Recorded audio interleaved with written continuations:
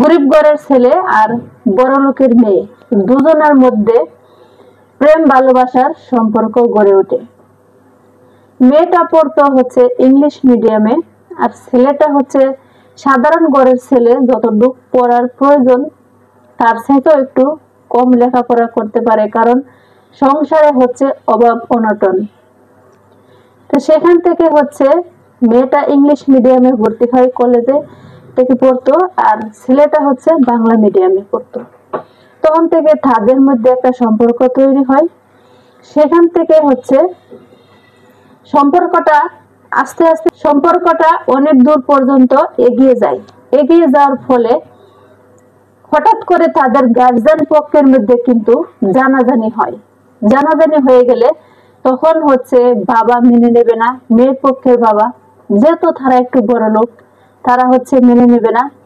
আর গরিব পক্ষের ছেলের পক্ষের থেকে কোনো শব্দ আসেনি, কারণ তাদের একটাই কথা ছিল যে আমার ছেলে পছন্দ করেছে, যদি তারা সম্পর্ক মেনে নেয় তাহলে আমরাও রাজি, আমাদের মধ্যে কোনো না বাধার সৃষ্টি হবে না।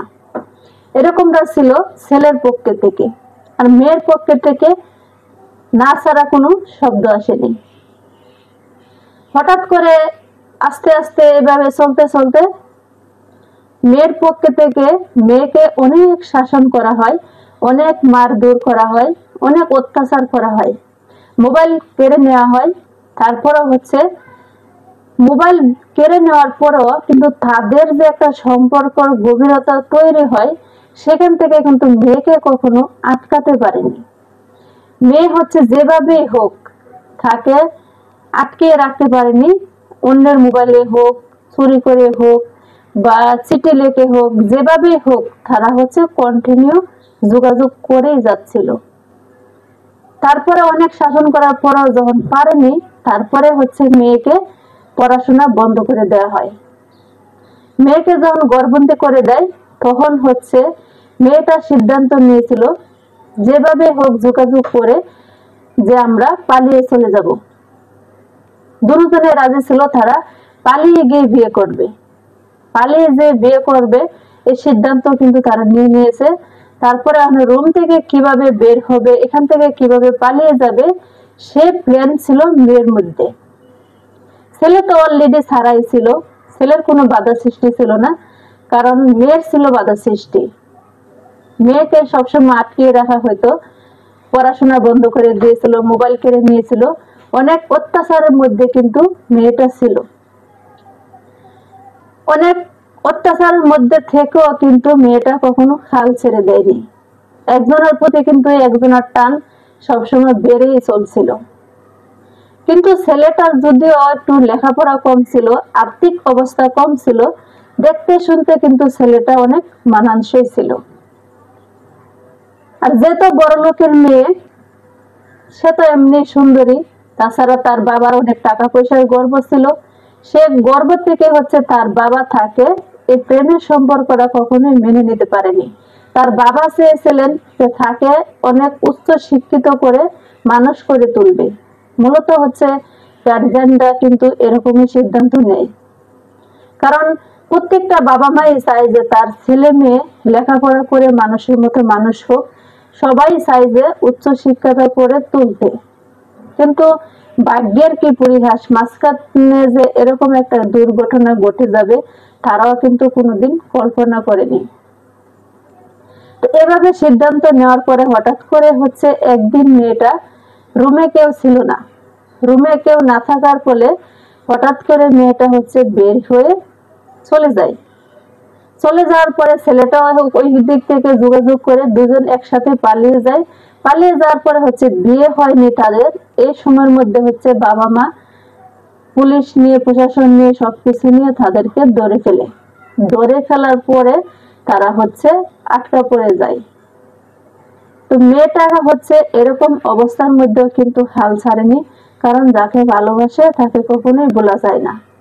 মন থেকে যদি কাউকে ভালোবাসেন তাহলে কাউকে কখনোই বলতে পারবেন না। সেখান থেকে আবার ধরে নিয়ে আসে, তাকে আটকে রাখে। সিদ্ধান্ত নিয়েছে বাবা তাকে বিয়ে দিয়ে দেবে। আর ওই ছেলের উপরে অনেক অত্যাচার, মানুষ দিয়ে মারা, পুলিশ দিয়ে ধরা, তার গার্জিয়ানের প্রতি অনেক অত্যাচার ছেলের পক্ষে থেকে মেয়ের পক্ষে থেকে করা হয়। তারপরে হচ্ছে বাবার পক্ষে থেকে সিদ্ধান্ত নিয়েছে মেয়ের পক্ষে থেকে যে এই ছেলের গার্জিয়ান তারা এখান থেকে অন্য কোথাও দূরে চলে যাওয়ার জন্য, কারণ তারা হচ্ছে বড় লোক আর তারা হচ্ছে গরিব, তারা বাধ্য তাদের হুকুম শুনতে, না হয়তো তার ছেলেকে হারাতে হবে। এরকম হুমকি দেওয়ার পরে তারা হচ্ছে ফ্যামিলি সহ অন্য কোথাও চলে যায়। চলে যাওয়ার পরও কিন্তু তার মেয়েকে সে কখনোই কন্ট্রোল করতে পারেনি। ছেলে যোগাযোগ করা বন্ধ করে দেয়নি, ছেলেও কিন্তু যোগাযোগ করেই যাচ্ছিল। যেখানে যাক যেখানেই যাক, কাজের মেয়ে, বাসার কাজের মেয়ের সাহায্যে তারা যোগাযোগ করে যেত যেভাবেই হোক। যখনই বাসার কাজের মেয়ে ওই মেয়েকে খাবার দিতে যেত, ওই মেয়ে তখন চিঠি লিখে দিত, ওই চিঠিটা হচ্ছে যেভাবেই হোক ওই ছেলের কাছে মেয়েটা পৌঁছে দিত।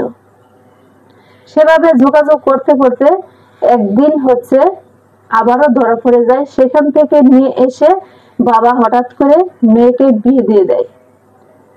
ইচ্ছার বিরুদ্ধে বিয়ে দিয়ে সংসারটা কখনোই সুখের হয় না। আপনার মেয়েদের যদি এরকম হয় তাহলে বুঝাবেন, না পারলে তার ভালো মন্দ বোঝার বয়স কিন্তু তার হয়েছে, যেহেতু তার 18 বছর হয়ে গেছে, বিয়ে দিয়ে দিবেন। কিন্তু এ সংসারে যা হয়েছে কিন্তু এটা তারা কখনোই মেনে নেয়নি। মেয়েকে ইচ্ছার বিরুদ্ধে বিয়ে দিয়ে দেয়।